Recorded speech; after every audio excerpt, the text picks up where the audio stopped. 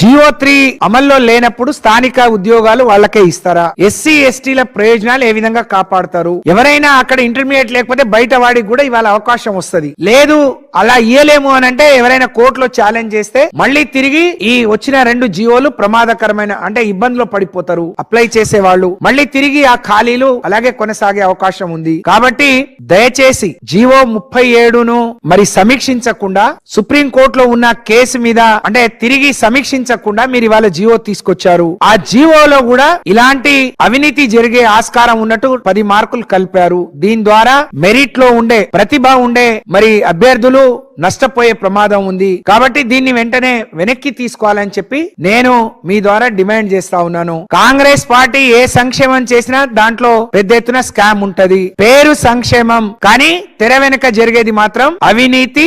మరి దాంట్లో ప్రతి దాంట్లో ఒక సంక్షోభం ఉంటది, ప్రతి దాంట్లో అవినీతి ఉంటది, ప్రతి స్కీమ్ వెనుక ఒక స్కామ్ ఉంటది. ఈ నోటిఫికేషన్ వెనుక కూడా ఒక పెద్ద ఎత్తున ఒక స్కామ్ కి మీరు తెరలేపారు.